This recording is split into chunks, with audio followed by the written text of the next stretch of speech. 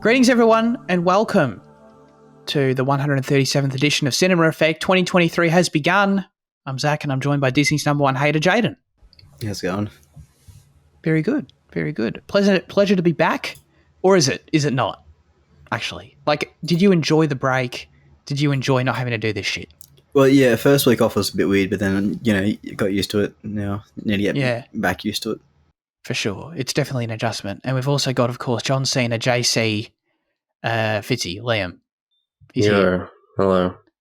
How do you feel about returning to the show? Is it something that, I think we enjoy doing it, but then you sort of get a bit of a glimpse of what it's like not to do it, and then do you get tempted by that, or do you just want to come back?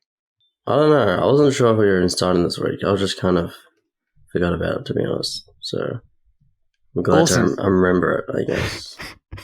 I'm glad you remember you do this. Very pleased. Okay. All right. Not the response I was expecting, but that's all good. Ladies and gentlemen, this is Cinema Effect, the podcast where we review and talk about a different movie every single Monday. You can find us on YouTube, Spotify, Apple Podcasts, Google Podcasts, Amazon Music, whatever, all that shit. Please subscribe and all those things. And I said it last time, but new year, got to say it again. Leave a review on the new Spotify review system. All you have to do, I can confirm, all you have to do is open the app on your phone and give us 5 stars. Have you two done it? Have you two given us 5 stars on the app? No. I'll do it right now. You got to do it right now. I want you to then show me your phones and confirm you've done it. Okay. Ooh, okay. Do I truly believe this is a 5-star show, though? Of course. Of course? All right. You affirmed it for me. All right, cool. Yeah, absolutely. Absolutely. It's deserving of the 5 stars.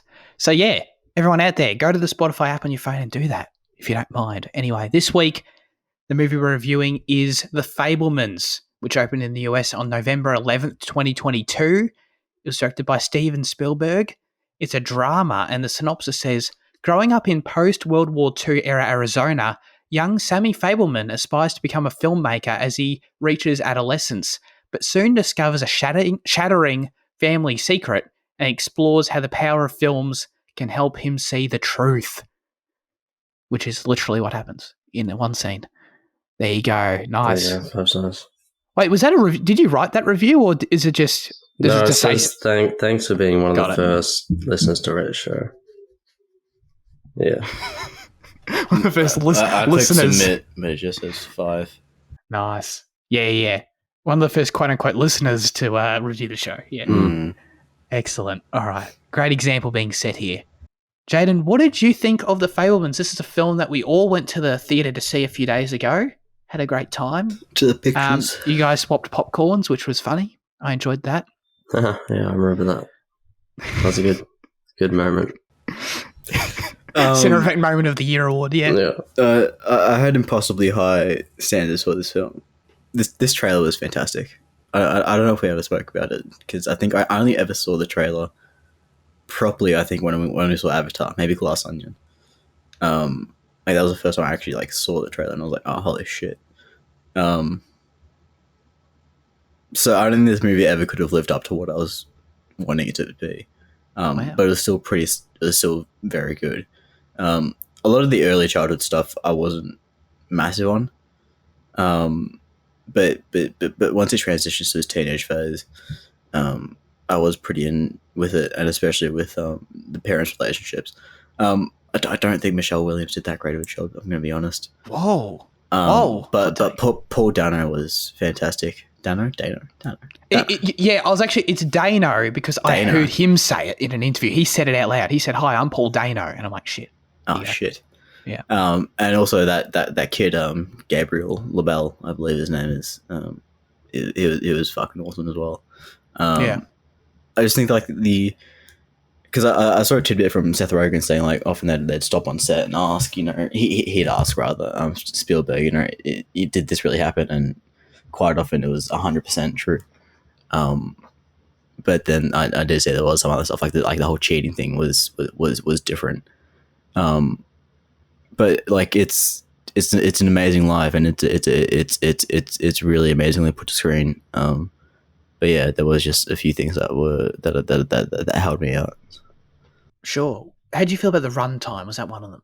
No, I think that was fine. Okay. Very good. Very good.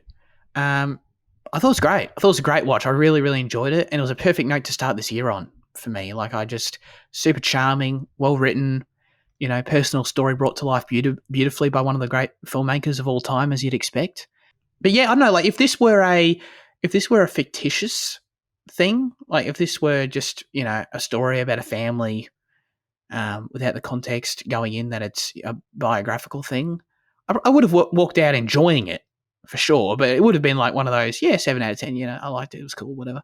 But like not something I couldn't say I hadn't seen before overall. So it was really that that context, that personal, knowing that it's coming from a really personal place and these are true things, and of course, it coming from the artistic integrity of Spielberg as well. It's just, I think it's all those things that sort of add up to make the moments even. Like, I guess you could argue that like those things shouldn't affect when you're just immersed in the film, but they do for me anyway. Like, totally, that they really make moments hit way harder. So, I thought it was great, no doubt. What about you, Fitzy?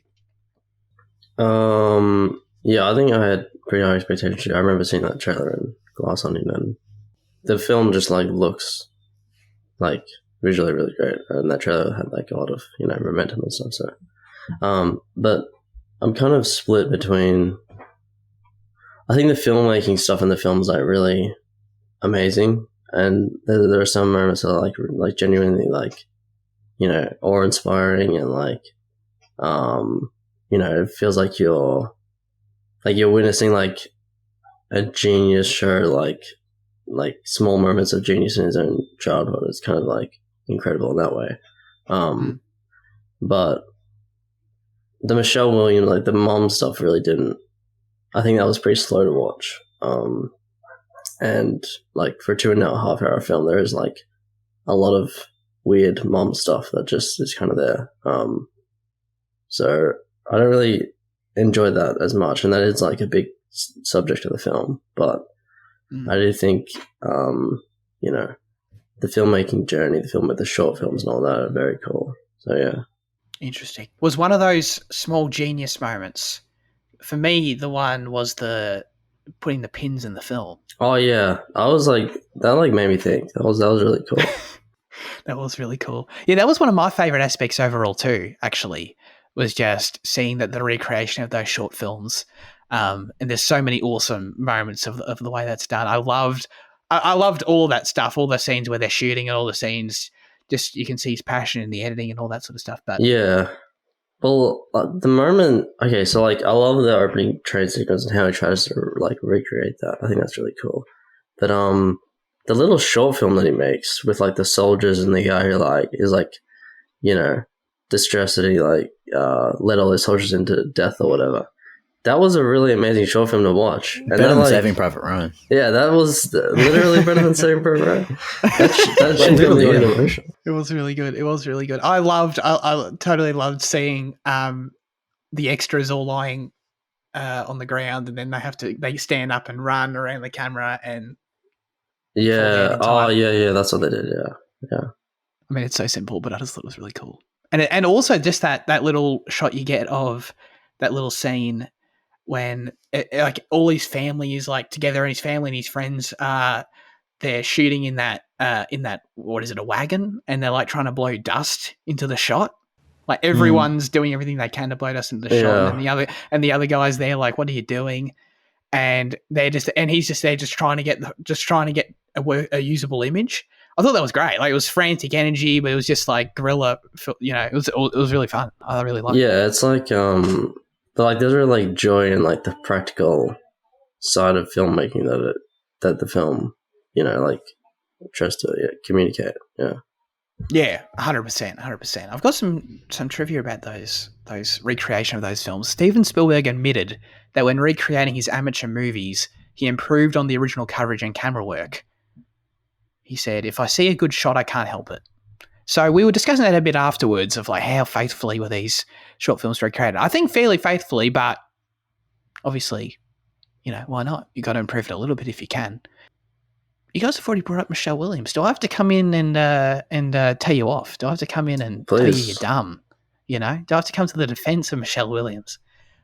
Which I wasn't expecting. I thought she was fantastic in the film. I thought her really bringing this incredibly playful energy and liveliness at first, but then the performance, like Spielberg said something really interesting I read in the trivia. I don't know if you saw it, Jaden, but how one of his main messages he wants to impart in the film is, or one of the main themes that he's trying to get across is the idea of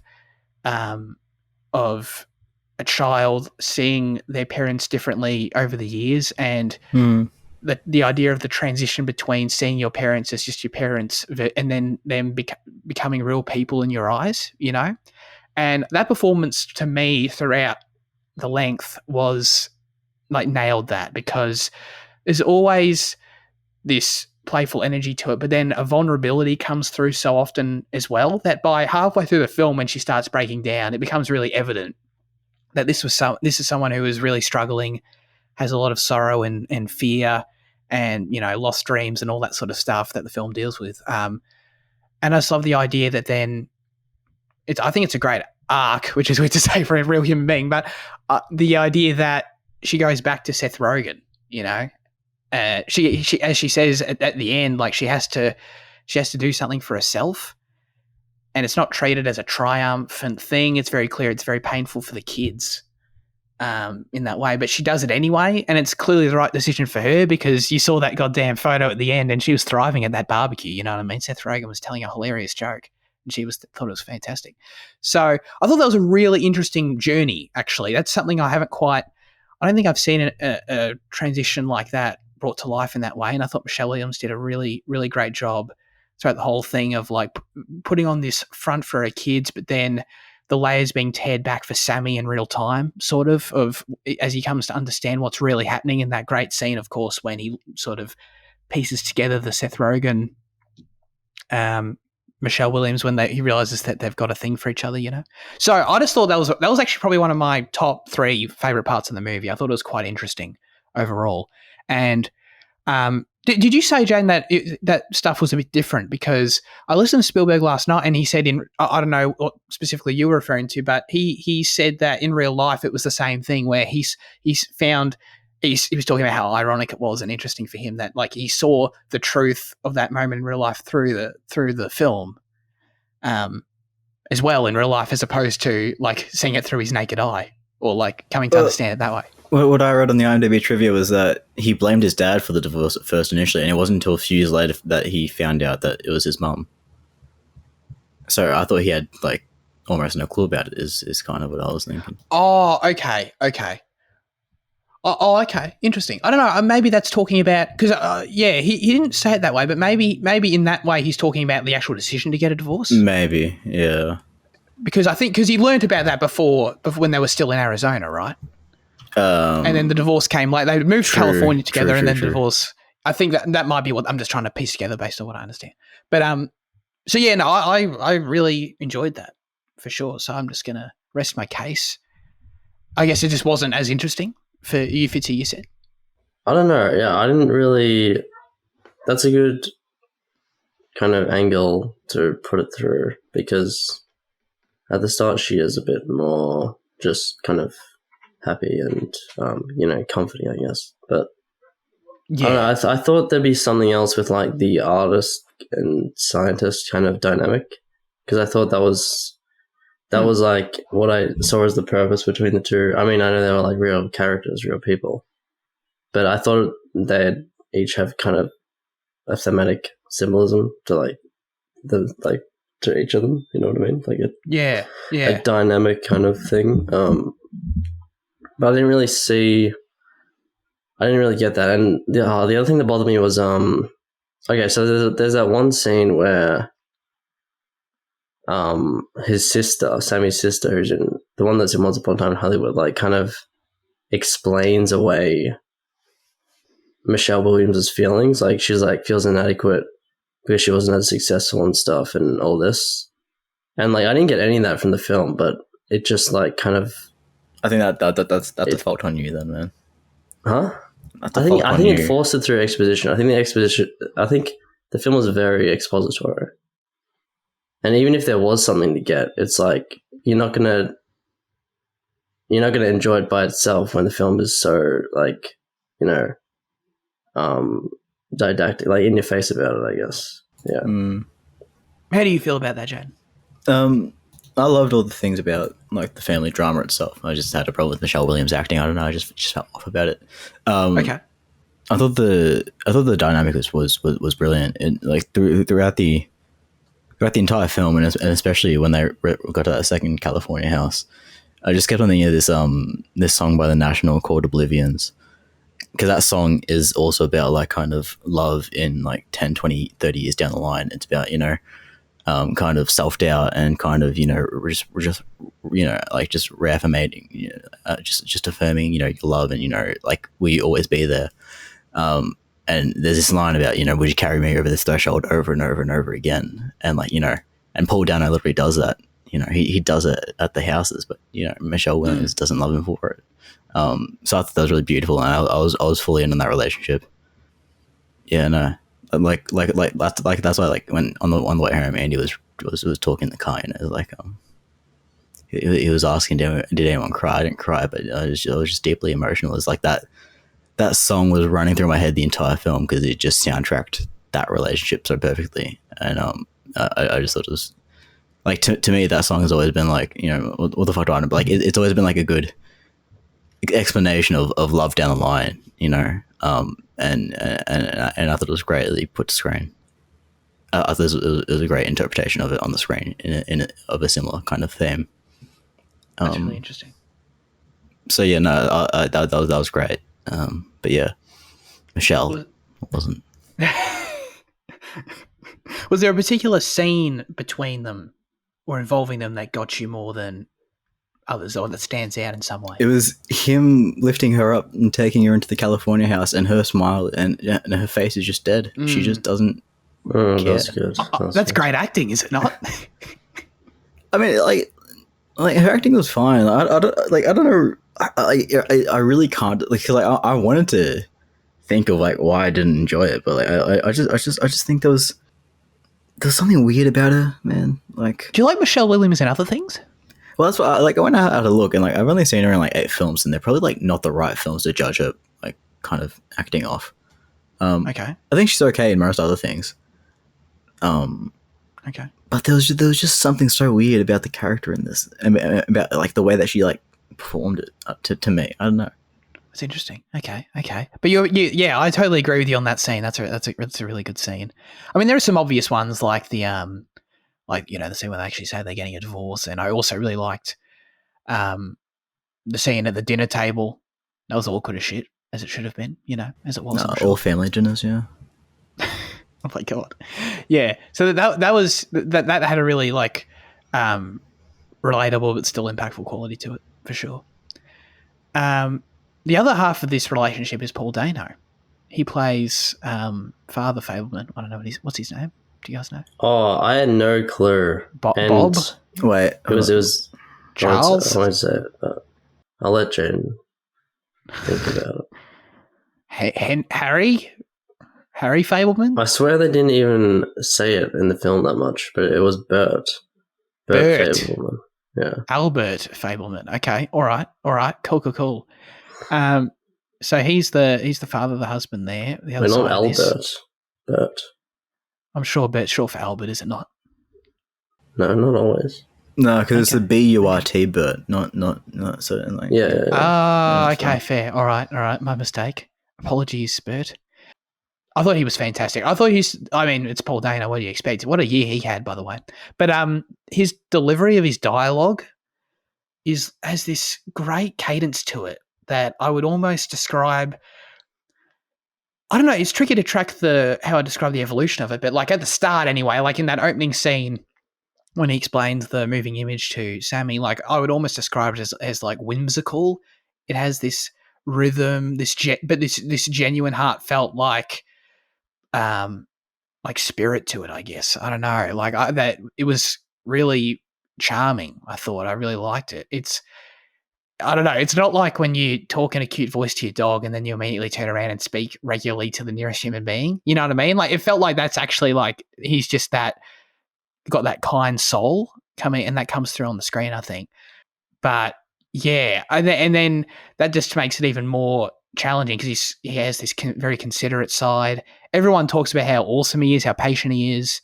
That's really obvious and evident, but I think that really plays nicely into the scenes when he sort of his boundaries are pushed in terms of having to come around to the idea of Sam wanting to be a filmmaker, and that's sort of his main blocker in the film, I guess. That's sort of the main thing that challenges him, and that makes it hard when that comes to a head in the scene when. I mean, there are a few scenes where he's like, yeah, I don't know about this whole filmmaking hobby thing. And he sort of like tries to play it off and just sort of remain friendly. But mainly in the scene, I think, when he insists that Sam make the road trip film, the camping film tomorrow, he pushes hard on that. I think that makes that scene quite impactful as well, I think. So, yeah, nothing but great things to say about Mr. Dano and his performance.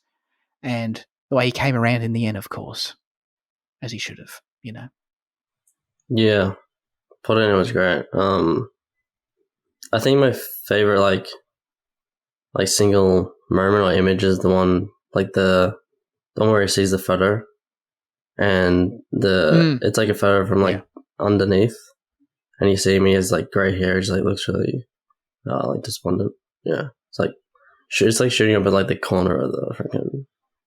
The room, I guess. You look to see if there's an actual camera in the corner of your room. I'm trying to visualize it, I'm a visionary director at the moment. Yeah. Yeah, that is really good. So yeah, no, he was. I mean, what else is there to say? He's fantastic. He's Paul Dano. The other guy, Gabriel LaBelle. I don't know. I don't know anything about this guy. Did you guys send him anything? Has he looked been up his in IMDb afterwards. He'd been in a couple things, but this is obviously up. Oh yeah, I've seen him in Predator apparently. Oh, the 2019 one? Yeah. Is that when he came out? Okay. So he's in that. But this no guy, clue man. who he is though. Yeah. Well, I can tell you right now, this guy's going to be a big deal because his performance was fantastic. It's hard for me to even talk about it because he carries the movie so effortlessly, I think, and like all emotional facets of it, like. His performance is just so well rounded that it's like hard to comment on specifics other than just like breaking down scenes or whatever. But like, dude, it was tremendous. Like he's going to be a big deal, I think, for sure. He nailed this. I just think just to bring it up again, but like that scene where he's explaining to the actor in the war film, and they're both getting emotional. Oh yeah, that's great. Like it's just like I was trying to figure out because at first it seemed like it was it was metaphor for like the parents like kind of situation where like he's like it's like you did this and you have to understand that you did this and whatever. I was like, oh, okay, as part of that. But then like as it kind of went on and like you could see like the troop leader getting emotional and him getting emotional as well. You could tell it was just it was all about the story and the passion. It was just really funny and like just like a cool little moment. Yeah, for sure. And that dude really got into it, like that. He got that 1,000-yard stare down, yeah. and he walked for that shit, Yeah, I thought it was great. Absolutely. You want me to like act and stuff? 2 minutes later, it becomes an Academy Award winner. Yeah, it's pretty crazy. 100%. So yeah, this guy's great. Another standout scene for me with him was probably the final scene with the bullies in the hallway, which I thought was a cool scene. I really liked that. Yeah, I really like that too. I really sorry. I really like just the thing with like the older blonde jock, where like he's like he doesn't like what he did because he represented him too well. It's like that's really something unique that I haven't really heard of or seen before. It's like a critique, I guess. Yeah, that was cool. Jocks have insecurities too, even though all media would never make you believe that. But yes, apparently they do. So well done, Spielberg, there. Yeah, that entire bullying and high school subplot, like, I don't know. When we got into that, like when he first showed up to school and like they were playing volleyball, I'm like, oh no. Like for a second, I'm like, oh, I've seen all this shit before. But I must admit, like, it was probably it wasn't like high ranking in my stuff I liked in the movie. But the stuff that still made it engaging, I think, was just the fact that like it was still the dynamic was a little bit different in terms of like you had the tall jock guy who was like a dick, but like sort of nice, or like, you know what I mean? Like he had that different, and then there was the other guy who was just the straight, like, I'll punch you in the face guy. Then this other guy was like playing the role of like, oh, what, I don't know what the other dude's name was, like trying to tell the other guy to calm down and be nice, but then he's also just like subtly just being a dick at the same time, you know what I mean? So like that was sort of a bit different, I guess. But again, it just helps that knowing like this is a real experience, and of course the anti-Semitism coming into it, and you know, those very real things that are very real, you know, things you experience, like that all helps it not feel like an AI generated subplot. You know, the likes of Let Me In and Stranger Things have given us, you know what I mean? So that helps a ton, in my opinion. So yeah. What did Let Me In have?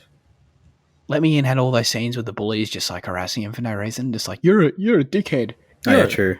Yeah. You know, it's like, all right, guys. I thought you meant like targeted anti-Semitism, but no, you're just referring. To Oh no. Yeah. That's the guys. In the future, if you want to make subplots, make it targeted to particular religions, and it makes it a bit more interesting. Just, yeah. And Don't what do Stranger Things refers to season 4, I guess. Oh, that shit's terrible. But yeah, no doubt. Although it was hilarious when Eleven got Millie Bobby Brown got a milkshake on it. That was hilarious. Couldn't stop laughing.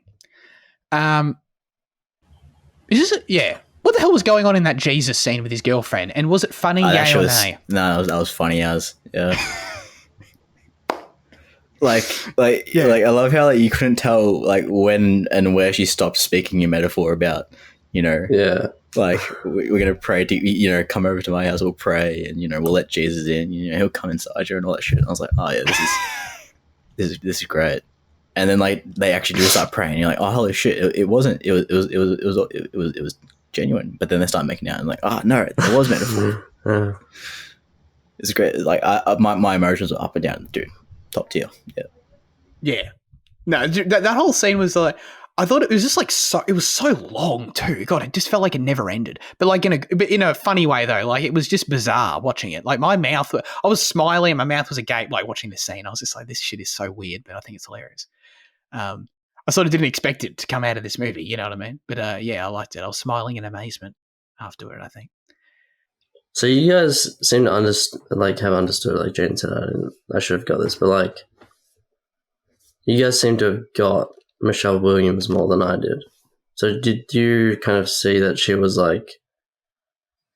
kind of reeling from not having success and that kind of thing? Was that like obvious to you guys? Absolutely. Yeah.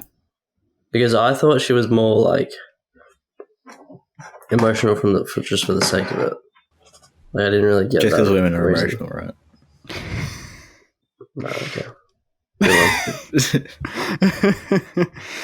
Oh god, no. I mean, I understand totally what you mean, but no, I totally clicked with that. I love that. One of my favorite aspects of that actually was the way the score plays into it, because I like me some emotional piano. I like me some John Williams. So, you know, easy wins. But the score having at times this diegetic connection to what she's playing on the piano, it's like whenever they're in that Arizona house, like I feel like 90% of the time, at least mentally, I feel that way. Like the score playing is just, it's just her in the other room, or at least that's the connection you make. And the role that has in the story, of course, her being this master piano player that could have, you know, supposedly played anywhere, done anything, been tremendously successful in that life, and that's just not a road that she took in her life. I think that's fantastic. That's a great use of the score, and it's just that constant reminder. It's sort of always hanging over Sam's own journey in that way of his own decision making and who he wants to be and the choices he wants to make. Like that's always sort of hanging there of like those lost dreams. You're hearing them all the time, you know. So yeah, no, that, and of course how it plays into then Sam making a very different choice and becoming Steven Spielberg. Sam, he changed his name, you know. So yeah, so no, I thought that was all really fantastic. I was listening to an interview with, because I'd already noted that, but then I was listening to an interview with Martin Scorsese was interviewing Steven about the film, and I felt like a genius because he pointed out the exact same thing, and the way he described it though was he said it gives the film an internal emotional continuity, is what he said. And I was like, yeah, that's great, Marty. Praise be to you, because it's a great way to put it. I feel the exact same way. So my point, I felt it, and the score executed it, nailed it. Hit me in the gut with it. Wait, what? Hitting you up with what? Like, what are you saying exactly? Michelle Williams' journey, what she's feeling, how it carries down to Sammy. Okay. I really just don't get that at all, though, because I think, like, whenever she plays the piano, it's kind of not tainted by anything. It's usually just happy. And I mentioned that other musics are usually anytime she mentions music is usually I don't know, it's a good reference, or it has good connotations to it. I feel like everything that we got from that kind of like failed artist interpretation is stuff that was attached through other characters, like the uncle specifically, who appeared in that one scene and basically said, "Oh, she's sad. She's could have been a great, pianist and all that." But that doesn't. He doesn't even say she's sad because of that. He just says that. So I just don't see it like as much as you guys, I guess, at all, pretty much.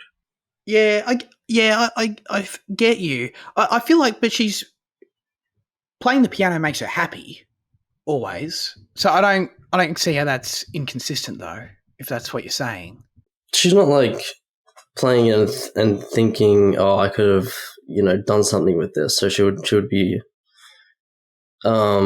sad if that were the case, or distressed, or something, or there would be some indication. But I don't think there is, for the most part. I think. Okay. I think so. You said that most of it was expository in in regards to her feeling that way, and I think it is. But I think there is kind of an emotion that is like that kind of exudes through the performance that you kind of then pick up on in addition to like the exposition about her feeling, about her being a failed artist. And I think it kind of combines with both of them. Like it's not as present as Zach's implying, and it's not as hidden as you're saying either. I think it's just we're both wrong. I just think it's kind of a melding of the two. But I think you're both kind of painting it one way. I also just want to. I don't know if this is being made clear, but I don't think that she's sad in the film about that she wasn't a successful pianist. To be clear, I don't think that's what she's sad about. I don't think she has regret about that necessarily. I don't think that's what she's like constantly on her mind. Like, oh shit, I should be in Geneva right now, and now I'm going to cry. I don't think that's what she's feeling. I think she's feeling like she's given so much of her life to other people, and she's made choices for others and for things outside of her own control, and she's never done anything in her life for herself. A choice that she feels that she can confidently make and has the backing to do. And the piano choice was just one of them years ago. And then now the Benny thing is the current one, the Seth Rogen thing. That's what she's dealing with now, because she longs to be with him. She loves him, whatever. So I think that's the journey she has, and that's the lesson there, is that going back to Seth Rogen is the completion of that, I think, if that makes sense. I think the piano thing ties into that, but I don't think that's all of it, Yeah. I mean, I agree with that more. Like, I don't think she cares at all that she's a failed pianist. I just didn't get that at all. Right. You could probably argue that. I can see that. Well, I mean, I've been arguing, yeah. But yeah, I think that's, yeah, like I said, I think that's quite compelling stuff. That scene with Judd Hirsch, just while we're on it, with Uncle Boris, is probably like the best scene in the film, just for me. Okay. Yeah. It just feels so very raw and so very wog.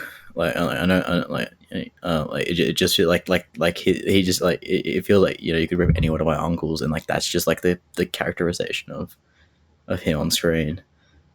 And like I think the dialogue he delivers is beautiful, and like this kind of thing about tearing your heart out is what art is, and all that shit.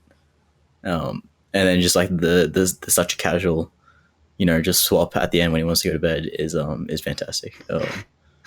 I like that scene was brilliant. I was kind of expecting that from like most of the movie. I think is like kind of the quality okay. I was looking for.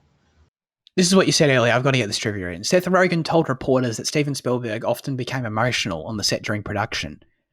He said it was a very emotional experience. He was crying a lot on set. It's very directly based on his life, and pretty much everything that happens in this movie is something that has happened to him. As we were shooting, I'd be like, did this really happen to you? And the answer was yes, 100% of the time. Steven was also talking about in the interview last night, he was talking about how both of his parents, by the way, they both passed fairly recently. His mum lived to 97 and his dad lived to 103. So shout out to that. Damn. Good for them. Life goals right there. Damn. You know what I mean? That's great. That's crazy. But he also said that, and this doesn't surprise me at all, literally just based on understanding a representation of his dad through Paul Dano in the film. But apparently, like in real life, like his dad, his mum, because his dad also ended up remarrying. His mum married Benny, but like they all got along and they all went to everything, and they were all basically like the 3 or 4 of them were like really good friends. Which is great. Cock. How happy is that? Paul Dano. Yeah, do you think that's the main word that was running through his performance? Like he was trying to capture cuckness? Man. Like he was genuinely just like the biggest cuck I've seen on screen. Like, and like there's nothing like, I mean like obviously no. like after the audience gets exposed to Benny and Mitzi, like it's just portrayed so fucking obviously then for like the whole world to see. And like Dano just doesn't recognize it or say anything or whatever. Like they fucking walk to the car together and she gets in his car. Like for what? Like it's just he's a cock, man. He knows though. Yeah, he knows. That's exactly. And he because he knows it makes him a cock. Sure. I'm not disputing that. But we probably ruled out getting Steven Spielberg on the show now because I called his dad a cock. But if War of the Worlds didn't already do it. Yeah. Is there not a scene, I don't recall who says it to who, my apologies, is there not a moment in the film where someone tells Sammy that it's implied that Paul Dano and Seth Rogen aren't really even that close friends? Like they're more. Oh yeah, because Mitzi says like he's my friend, like he's like or something like that. She's like, you may not have needed him, but I did, or some shit like that. It was yeah, exactly. It was something I got from it that it was something to do with the fact that like Paul Dano basically like he was his Seth Rogen's colleague and everything, but like he was really there all the time because he knew how happy he made Mitzi. So that's interesting, which I guess plays into how they all got along later, and how Paul Dano was just like, all right, well shit, I guess we're getting a divorce. Oh well. That pissed me off. Like I can't imagine like. Can't imagine like what poor little Steve was feeling back in 1964, but like that annoyed me to no end. So I mean, like, it does convey that. I'm sure that like that trauma quite well, actually, of dealing with a divorce like that as a child. Dealing with the fact that your dad's a cock. Please, you don't have to say it again. You don't have to say it again. It does feel weird to like. It does feel weird to like comment on like the nature of their divorce and marriage and stuff, which is like obviously everyone who's seen the movie is going to be doing because it's like you put it out there. But it does feel weird when it's like a real divorce and a real marriage. You know what I mean? I feel like I'm being like gossipy or something. Let's talk about the John Ford scene, the David Lynch scene, because that shit was hilarious. Oh my god! That I mean, earlier in the year, no doubt, 2 weeks in, this is my favorite scene of the year, and well, it's to lose because, I thought it was hysterical first of all, but the fact that it's again totally based in reality. I assume that happened. That one, to him. Dude. Sorry. Well, I saw an interview yesterday with Spielberg and Kevin Feige. I think it was Kevin Feige. Okay. It was from like 2011. Or even earlier or some shit, and it's about Spielberg talking through that meeting with John Ford, and like so someone has edited the two things together, and it pauses and plays as it happens, and like the way that Spielberg describes it in that 2011 interview is bang on with like what happens in that. Right. So he like perfectly recreated it. Pretty much, yeah. God, that's the fact that like David Lynch is hilarious in the scene. Like the way he just he huffs on his smoke for like 5 minutes. And he's delivering all the lines and everything. But the thing that makes it so funny, I think, is obviously its abruptness. It's got all that charm about it. But the fact that the advice is actually incredible, and it's like the advice is so unforgettable that like I'm never going to forget it. Like I'm now, as we were talking about walking out, but like not even ironically, like I am 100% never going to view like shots the same way anymore after hearing that. Like I'm just going to always be looking for the goddamn horizon on the screen. It's crazy. I've never thought of that. But yeah, I thought it was great. And the only reason I feel dumb, but because you guys know me, I don't know anything about the 1950s or before. But like it felt like serendipitous because the only reason I knew it was John Ford was because like I didn't really know any of his films, was because I'm reading a book and it came up this week, like literally like a few days before, that like, oh, John Ford's The Searchers. So I knew John Ford made a movie called The Searchers, and then I saw the poster of The Searchers. I'm like, oh, great, I get it now. So I was a bit slow before that, but that it worked out very nicely for me in my dumb ass. What's he doing these days anyway? Other than starring in The Fabelmans? Destroying iPhones. He just goes to people in the street like, this is man in LA just like stomping on people's phones on the street. Some final trivia here. This is Steven Spielberg's first screenplay credit since Artificial Intelligence. Yeah, that surprised me. Yeah. Like I think something I've said a few times. I don't know if it was on the show or if it was just like, you know, to you guys, but like Spielberg never seems like a writer to me. He always like seems to have like, he always has his things fall in his lap, and that's why he has like such a great catalog. But to me, no, having said that, I still always thought that he would have had like a contribution to a lot of his scripts, especially the shit like the BFG. Like, you know, who's complaining about that? So like that surprised me, seeing that, you know, he hasn't actually had a writing credit, you know, in that long. Totally, it's a long time. Yeah. But I thought that was noteworthy because I, like you, Jane, also always take note of like these big directors and when they have writing credits and not. I took note this week that Scorsese has a writing credit on Silence. It's one of the two. Maybe that's why it's so good. I don't know. Shout out to Seth Rogen, mainly for gifting Sammy the camera in that scene. That was badass. Good for him. Oh, yeah. That was a great scene. That was good. Really good scene. Really nice gesture. Very wholesome. Even though Sammy was being a total bitch to him, but yeah. Understandably. So. Understandably for the time. But still objectively being a bitch, you know? Yeah. Good. So that's what he should have been. Shouldn't have even accepted the camera. Actually, no, he should have taken it because, you know, he should have robbed him, you know. But, you know. Man, if he hadn't given him the camera, then Steven Spielberg wouldn't be a filmmaker, you know what I mean? Do you reckon? Steven Spielberg right now would be a retired old man, spent 60 years working in a coal mine somewhere, you know what I mean? In a coal mine? Yeah. You don't think he would have got in some other industry through his connections? No, because he never would have shot that. High school, whatever that was, that beach day, and then no one would give a shit about him. You know, you don't think Uncle Boris would have come around again and be like, "What the fuck are you doing?" You know, he didn't use that camera to shoot beach day. No, but he needed to accept the camera to bring filmmaking back into his life. You know. Oh, okay, good one. Okay. You realize halfway through, he didn't use that camera. Yeah, 100%. This is John Williams' most modern score. Do you reckon? Most modern score? Yeah. How do you mean by that? Like to me, John Williams is very much a creator of his period. You know, I think, especially with like things like Star Wars and all that shit. Like his themes are massive and operatic and kind of classical in a sense. They don't so much as craft a soundscape as a lot of modern scores do, whereas this felt like it kind of lent into that a bit more.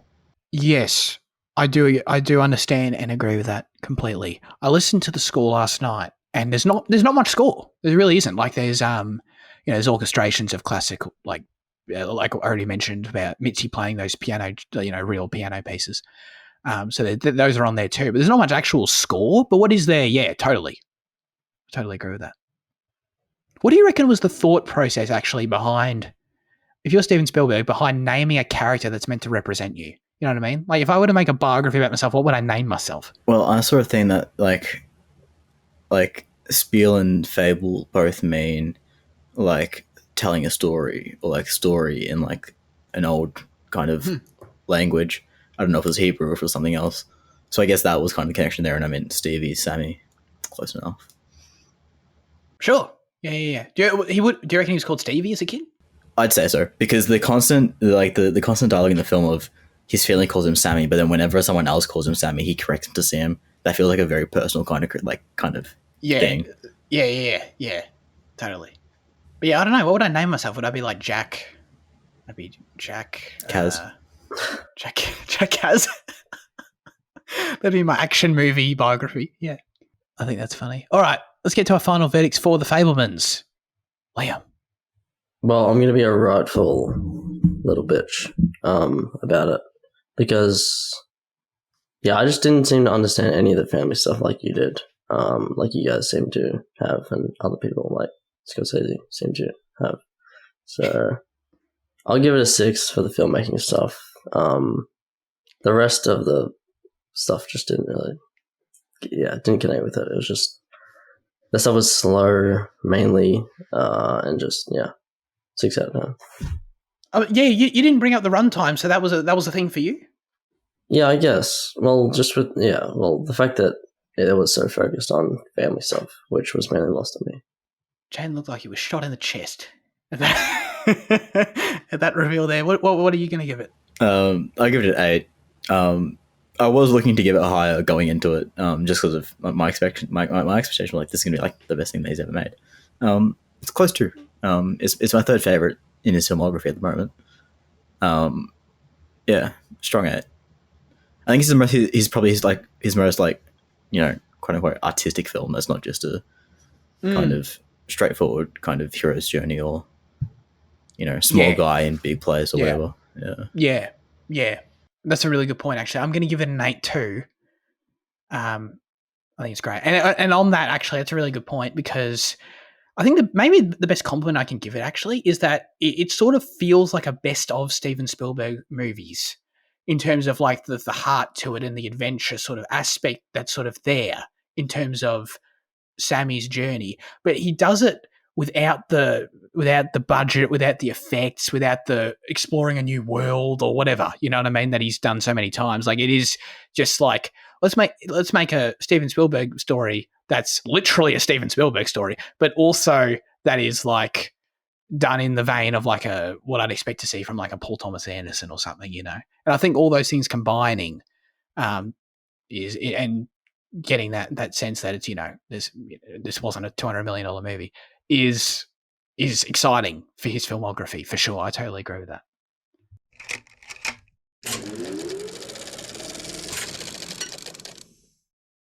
Let's get into the first news chat of the year. What happened in news while we were away? Not much. Can't remember. Not much. Lots that we won't talk about, though. Was there? I feel like there was shit tons. I feel like I was saving But we stuff every can't other find week. any. Yeah, that's on me. Yeah. I don't know. That's all right. We had the Golden Globes this week. We can go through those results. How much do you guys know? If you didn't know much, how much do you know, Jaden? Like 4 results. Okay, let's just break them down and see how surprised we get. So we got, I don't know any, I know the main films, but I don't know anything other than that. So we got the best motion picture drama was The Fabelmans. Congratulations. So yeah, as I was discussing on Thursday, they do this weird thing where they divide the pictures into dramas and comedy just arbitrarily. Well, based on some loose logic, you know what I mean? Well, here, I remember in 2015 or 16, whatever it was, but The Martian got nominated for best comedy. Yes, exactly. That's the perfect example of it, where it's like, what? Yeah. So Fabelmans won drama, and it's up against it's up against Tar, which makes sense. But then it's also like Top Gun Maverick is there, and it's sort of like, I mean, it's more a drama than a comedy for sure, but it still sort of feels a bit weird to me. But I don't know. Best performance by an actress in a motion picture drama is Cate Blanchett for Tar. Excited to see that film. I think it comes out next month here. I think. Best performance in a drama was for an actor is Austin Butler. Really? Yeah. Well, how do you feel about that? He was up against. I haven't was seen. up against- I still haven't seen Elvis, but that's just surprising me. Oh, you haven't seen Elvis? No. Oh, sorry, I thought you had. Oh, okay. How do you feel about that, Fitzy? He was up against. I don't think we've seen any of these. He was up against Brendan Fraser, Hugh Jackman. I haven't seen Elvis either. I swear. Hang on. Someone else has seen Elvis on my Letterboxd. I think it's Henry. I think Henry saw Elvis. Oh yeah, that sounds right. I thought it was still some. Oh, okay. I'm sorry. I still thought it was someone else. Anyway, I'm done. That's all good. He deserves it. It was really good. It was fantastic. Best motion picture. Oh, it's actually musical or comedy. Mm. The Banshees of Inisherin won that, and it's like look, Everything Everywhere All at Once and Glass Onion are in this category. Really? I could see Glass Onion being a comedy for sure. I think it's funny, but is it a comedy? You know what I mean? It's just weird. I think it could go to either genre, but I think if it's being relegated to winning Best Picture comedy, take it. I think it's definitely a comedy. I don't think you even need to talk about arbitrary categories. It's just a comedy by itself, isn't it? Oh, I definitely disagree. I mean, to me, it's a comedy in the same way a Marvel movie's a comedy. You know what I mean? They're funny. No, I disagree with you on that. All right, fair enough. I know. I still stand by. Isn't this all solved by just making a best motion picture category and putting all 10 in it? You know? Oh, is there only 5 per category? Yeah. No, you can merge those then. Yeah, I think so. Michelle Yeoh won for best actress in that one. Colin Farrell won for best actor in that one as well. There you go. Very good. Who was he up against? Oh, he was up against Ralph Fiennes. No. Sorry, he didn't deserve that. Never mind. Well, Ralph. He definitely did. Nah, Ralph Fiennes is way better, dude. Not in the What menu. about Ralph Fiennes? He should just get an honorary award anyway for just existing. Don't you think? I think he already won the Academy Award for Did Quiz Show, I think. Mr. Del Toro's Pinocchio won Best Motion Picture for animated. Oh, yeah. How do you feel about that, Jaden? I haven't seen it yet still, so... Wait, have you seen it, Fitzy? Yeah, I've seen it. What was it up against? It was up against Marcel the Shell with shoes on. Marcel the Shell with shoes on. Marcel. That's Shell. actually now that you say it, that's actually a good title. Puss in Boots and Turning Red. Best Motion Picture Oh, do we know these? Oh yeah, no, Triple R's in this one. Yeah. Oh yeah, no, we know all these. Argentina, 1885 was the winner for non-English language. It was up against All Quiet on the Western Front, Decision to Leave, Triple R. You guys heard of this one? Argentina? What a yoke. What?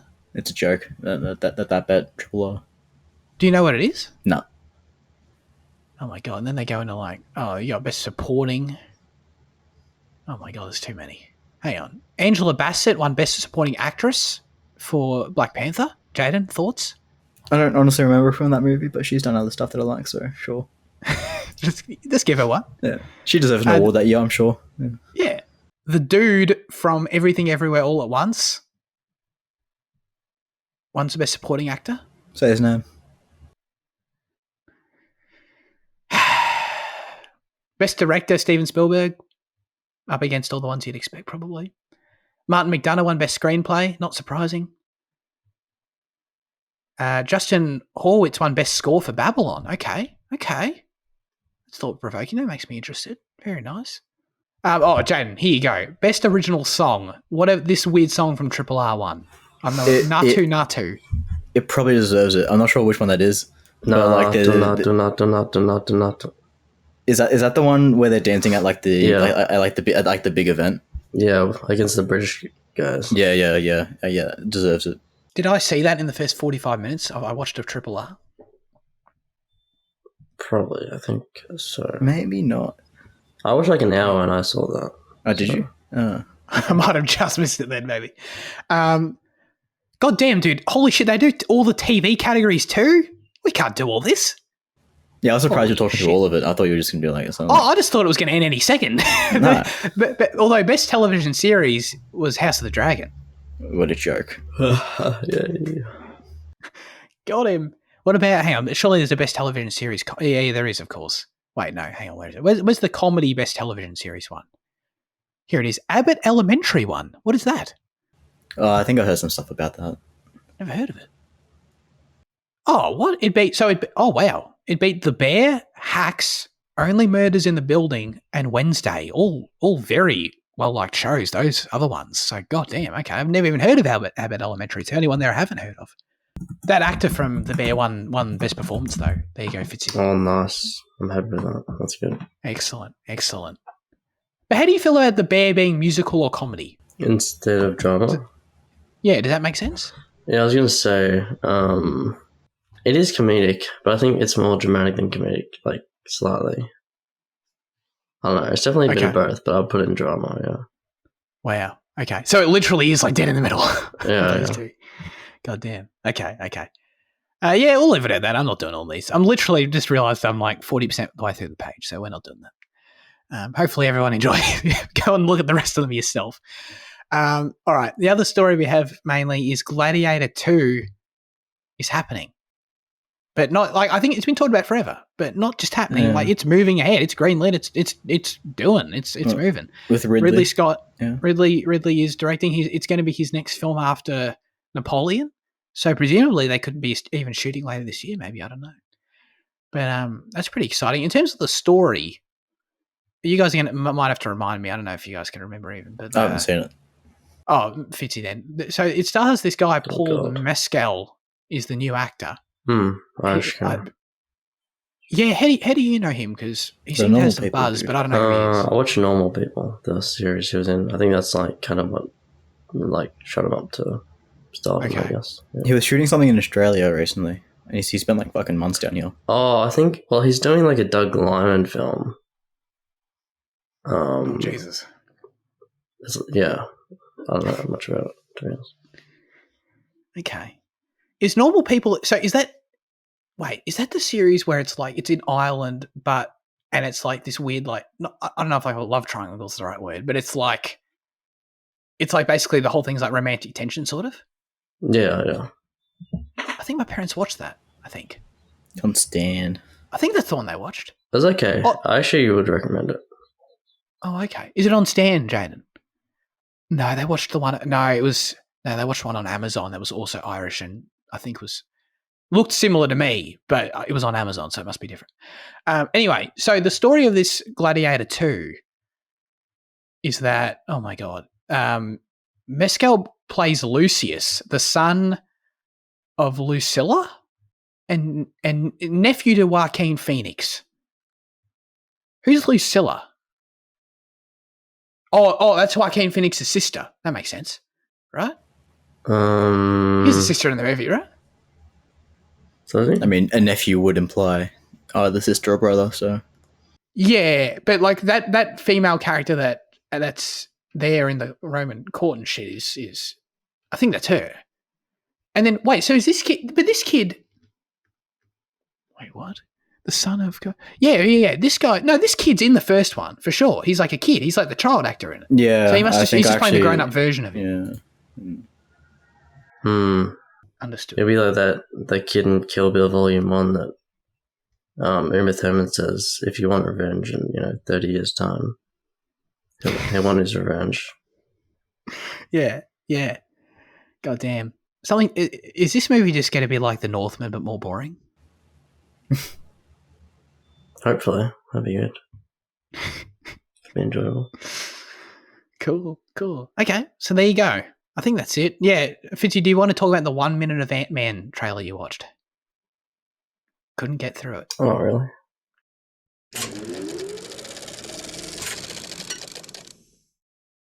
Let's get into our highlights of the week. Do you guys have month. anything? Highlights of the month. Highlights of that 4 weeks or whatever it's been. Do you guys have anything in particular you really want to talk about? Or can I propose a game where we choose each other's? Oh, can you propose a game? Yeah, I'm happy with this game. Do you like the sound of that? Sure. Let's all choose Jaden. Fitzy, me and you choose Jaden's first. Okay. I'll have a look for his diary. And I'll get same, Liam and yours diary up too. Yeah. What about the menu? I'm not gonna lie, I was kind of disappointed in the menu. I don't know why I gave it an 8. I think it's more of a 7. this is not how I was expecting this to start. I think when I finished the movie, I was debating whether giving it that 7 or 8, like really like in my head, because I was just trying to think like, is the film kind of contradictory in the way it's presented? Because like it kind of swaps between like this kind of like I think especially in like the character motives between like characters are sometimes driven by realistic motives of trying to get out, but then the next scene they're driven by the script of we need to serve the story type thing, and I think that was like the final thing in my mind. I was trying to debate that 7 or 8, and I landed on 8. But now the more I think about it, I'm like 7. I didn't love it as much as I was hoping to. That thing that you were talking about at the awards or whenever it was, you're saying how Spooky said it was really obvious what happens or something like that, and you were going, apparently if you see in the trailer, you know what happens. I was kind of half right. I was expecting some cannibalism angle, but I was expecting people to die. I love that review you liked about that. Oh yeah. Rafe was great. Nicholas Hoult was decent. Anya was decent. Nicholas Hoult sucked. That was the worst character in the film. I mean, he wasn't even a real human being. It sucked. I mean, I love everything as a metaphor about just artistry in general, and what each person serves their role to. Just the dickhead bankrollers, and your wanker consumers, and the ones that take the mystery out, and all that stuff. Whatever. John Leguizamo, whatever his name is, he was Leguizamo? Yeah, that one. Leguizamo? He was a pleasant surprise. I had no idea he was in it. Yeah, he's fun. I like the way that the film is kind of staged around each course, and like not staged, kind of framed, but with each course, and how each one kind of gives you a bit of a taste of what each character and whatever, and it just like kind of builds for the whole menu for the characters and as well. It's quite nice. Looks great as well. What an awesome building. By the way, that restaurant's like sensational. I think like I think I have issues with like the final ploy that she plays on Raven's like, oh, you can never satisfy a customer, and then because of that he lets her go. Like it's that's one of the instances where I'm like it kind of it is where it kind of flip flops between where it's an artistic motivation versus an actual motivation, and that's what I was like kind of tossing up. The food itself looks wank. Like I've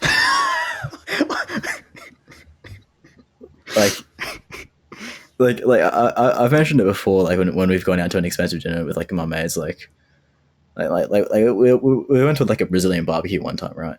And it was $70 a head, right? And like it's not ridiculous, but it's more than I want to pay for dinner. And like the Brazilian barbecue, it itself was nice, but I know that I never have to pay $70 to have a thing. And like my mate was like, oh, what? So you're saying it didn't fill you up? Like, no, that's not the thing. Like it did fill me up, but like, I could get filled up for $20. Like I don't understand food culture. It's pretty much what it was. But like I'm probably the worst person to go to for like food. Like food's food. I'll eat it. So like that part. It's yeah. I don't know what else happened. His mum was a funny character. Just kind of sitting there and just kind of taking it all in. But like I think Rafe himself is just such like the character is just such a prick, and like I'm sure like his I'm sure it's part of like the thing, but like the fact that he has no he's so self-righteous, and like the fact that he doesn't realize what he's doing is like just as bad as what everyone else does. Well, obviously fucking worse because he's killing people. But like, I don't like the way that his character's morality is kind of framed, I guess. Okay. Was that cheeseburger not incredible looking though? Yeah, it was decent looking. Oh man. But like, good. Burger's a burger. I don't know, man. That looked exquisite. That was some incredible looking cheese dripping off that patty, you know what I mean? It's crazy. Every time Rafe clapped in the theater, it was something else. It was an audio experience. Fitzy's risen. Does that mean it's time for us to choose his film? Yeah. Well, I don't want to do. Yeah, actually, Richard Jewell, I think, is what Have I you would that? put forward. Yeah, Richard Jewell. Let's do that. Yeah. because that surprised me, that 5-star. Very, very surprising. So I watched The Mule before I watched Richard Jewell, which is another late Eastwood film. Haven't really been. I don't think I've really been too keen on the late Eastwood films. I mean, Sully and American Sniper was kind of mid on. But these two films in particular were really, really amazing. It's just kind of films about, I don't know, like, I mean, Sully is the same kind of thing. You can kind of see a thematic trilogy here with like films about normal people or just like working class jobs and that kind of thing. But like Richard Jewell is the antithesis of this kind of film that celebrates the kind of ordinary man, I guess, or the normal individual. So basically, it's about this guy who's framed for a bombing, basically for Centennial Park as a real, based on a true story. And he's kind of painted as like this. He's like this like wannabe police officer, wannabe security guard, wannabe like law enforcement. And I guess because he's painted badly by the media as like a false hero for like a false hero narrative, he's like trust in the authorities slowly kind of wanes. I don't think that's the main arc of the film. I mean, I think mainly it's just like an exploration of like American media and kind of modern culture, that kind of thing. I think it's like really, it's like just the realism of the film is really impressive. Everything just feels so ordinary but so great. I can't really explain what got me so emotionally invested in the film, but it's probably the most emotionally invested I've been in a film in like ages. I was like crying at this film. I don't know why. It was just like an incredible experience. But yeah, Richard Jewell and Sam Rockwell is really fantastic in the film. He's really great. He's like just this lawyer guy who takes no shit, and he's like Richard's friend. And the film is really like wholesome, and it's like 4 or 5 people who try to help Richard, like his family, and you know, you got Sam Rockwell and Sam Rockwell's assistant, and they're just like this nice group of people that are trying to like overcome this like storm of, you know, the media and the government and stuff. It's, yeah, I don't know, it's really great. Fantastic. I was never really interested in seeing it, just because I'm not going to lie, no disrespect to anyone, but like I've grown to a point where like any film that is just on the surface at least looks like it's just one of these like what's the right way to put it, like justice, one of these like it's based on a true story, like someone is wronged and needs to go, you know, they go to court and needs to be proven innocent or whatever. Like I'm just so over these stories, man. Like I've seen them so many times, but that does sound, I mean, I love Eastwood, so like that's already enough reason to watch it. But then like you sold me, there sounds some cool performances and some heart there. That sounds great. Yeah, thanks. Very good. Now it's your turn. Yeah. What are you guys going to do? Very, very strong rating for The Mule as well. Like you brought it up, but The Mule was fantastic. That was another surprising one. Yeah. The Mule was like so funny. Clint Eastwood's attitude in The Mule is like so like lackadaisical. It's like the funniest Clint Eastwood performance I've seen. What do you think, Liam? You know, actually, I want to hear about the Fabelmans. You watched that recently. Yeah, what about? Yeah, she didn't give a rating as well. I'd actually like Fight Club, to be honest. I don't think I've actually heard you speak about it, and I'm always interested to hear what people feel about that film. If Liam's happy with that. I'm ready for that. I literally copied Zach and rewatched it after him. So. Oh, did you? Yeah. There you go. That's good. Double two birds. You know what I'm trying to say. Yeah. Whatever. Fight Club's great, man. I really like it. It's so funny though. It's hilarious how obvious the whole Brad Pitt thing is the second time you watch it. Was this your second rewatch, or have you seen it more than that, Fitzy? Oh no, this is like my 6th or 7th. Okay. it's so funny because I saw that like there was some I've seen in the past like some trivia go around. I don't know, like probably on Twitter or some shit. I don't know, but it's like, did you know in Fight Club that in certain scenes in the first act, Brad Pitt appears for one frame in the movie, and he pops up for one frame, and it's so funny. Like that's meant to be some sort of weird secret, and like I don't blame people for saying that because I didn't see it the first time. It's so obvious on a rewatch. Like he's like, it's like clearly he just flashes on the screen. I'm like, what the fuck? How does no one see that the first time? But I mean, it clearly works. So I mean, that's sort of still bewildering to me, to be honest. But yeah, I don't know. It's a great movie. It's an entertaining movie. I really enjoy, its themes and its ideas, and this idea of getting stuck in the system. And I mean, there's so much nuance to it and facets and ways it can branch off. It brings up such an interesting conversation that sort of deserves its own episode potentially. But the ideas it does play with are really interesting. And I agree with a lot of them. Like my takeaway personally from the film and what it presents to you is like, I totally agree with its thesis. It's just that it also demonstrates that these people completely go about enacting on it in the worst way possible is sort of my opinion on that, in terms of how they feel trapped in this society and all the different things that society is, I don't know, capitalism, whatever you want to say, all those words. So yeah, I just find it really interesting in that way. And I think on a rewatch, like really knowing the twist, of course, like really just drove home to me how well planted and foreshadowed a lot of all these different things are throughout the whole thing.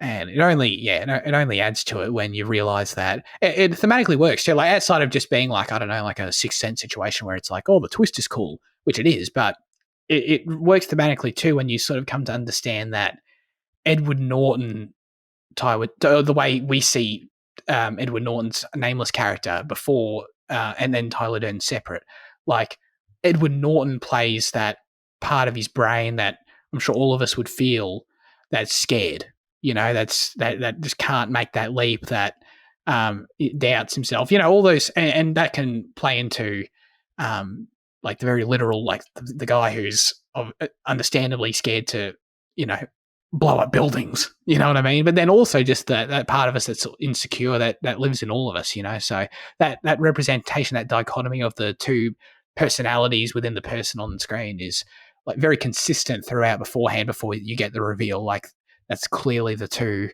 feelings that those two actors portray for each other of the same person, so yeah, no, Fight Club's great. It's great. I just don't, it doesn't emotionally invest me though. I think that's the reason I wouldn't give it a higher score personally. Like I'm not emotionally involved in the film. I just think it presents a lot of really interesting ideas and it's just really well made and really entertaining, so makings of a great movie for me. Do people get emotional to Fight Club? Oh, I don't know. I'm just saying that's why I wouldn't give it 5 stars personally. Oh, right. Okay. Whereas, like, I think those factors are enough for people. I think people just think it's like, and totally understandably so, people just think it's awesome. I think it's just badass. Yeah. You know what I mean? I'm just not quite like there with it, Does that make sense, Fitzy? Do you disagree with anything I said? No. Fight Club, me. I don't disagree. Yeah. I mean, the film's like, I guess the main thing I get from the film these days is that it's just anti-group, anti-consumer culture, self-help groups, ultra masculine groups.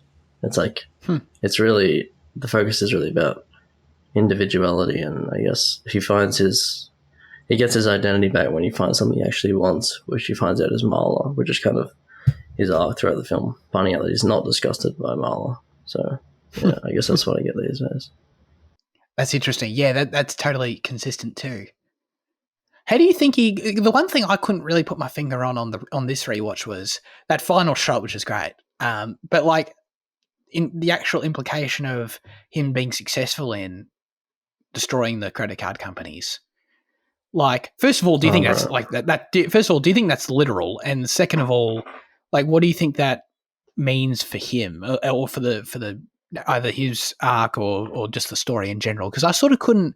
I guess I was just trying to in my head figure out like how he would feel about doing that and having been successful, and what sort of how that's meant to make me feel at the end. Because the only thing that it sort of leaves me with is the cool visual, and I was still wrestling with like what it means to the narrative, you know. I think there's a Fight Club 2 where that they established that actually happened, but that might not be. Like a book. Yeah, well, the film's obviously based on the book. Yeah. But there's also a second book that Chuck Palahniuk also wrote. But gotcha. Yeah, I don't know, because at that point in the film, he's kind of over his, consumerism type thing. But I guess it's just a good way to bookend the film, because that's kind of where he starts off, with his IKEA furniture and stuff. Yeah. I guess in that sense, I was wondering, like, does he feel remorse? Does he feel like... No, the film doesn't really present this, but I'm just sort of wondering, like, would he feel like he's made a mistake, Because based on... I don't think that he's made a mistake. I think at that point, he owns responsibility for everything he's done for, like, being Tyler as well. So he just kind of accepts that the building's going to grow up, the building's going to blow up, and then he's going to do something else. He's going to, like, move away from all that, I guess.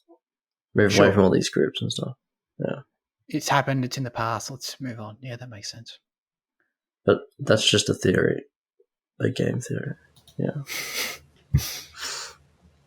Very nice. Does that still exist, by the way? No, I think Matt Pat sold the company. I think he sold game. Sold the company? Wow. I think he sold Game Theory. What a sellout. That might be wrong, but I feel like I heard just that a theory. somewhere. Yeah, it's just a theory. Jesus. We got no question of the show segment this week because we didn't ask a question at the end of last month's awards thing. Yeah, whose fault's that? I mean, it's not. We did it deliberately. It's not an issue. Uh-huh. We went long, so it's all good. So yeah, as always, we'd love you to submit your questions, thoughts, reviews for next week's film in the YouTube comment section. Send us a DM on Instagram or join the Discord server. This week, we're asking you, what is your most anticipated movie? Or what are your most anticipated movies? Feel free to mention multiple of 2023. Let us know. It's going to be a lot there for sure because there's some bangers coming this year. I saw an Instagram post that was just showing a few of them and I'm like, God damn. But Andy, of course, wrote in his review for The Fabelmans, which I'm very excited to read. And Andy said, not much to report, except this is Steven Spielberg's... You guys haven't seen this? You can't help me. No, I haven't seen it. It's his Koyaanisqatsi. Koyaanisqatsi. Oh, yeah, okay. Jesus. Every frame speaks truth and always has something magnificent to say. My rating shall not be revealed for the purpose of this upcoming episode. You probably won't see this, but best of luck for the opening episode of 2023. Well, we saw it, Andy. I always saw it. I always knew it was here, so thank you, Andy.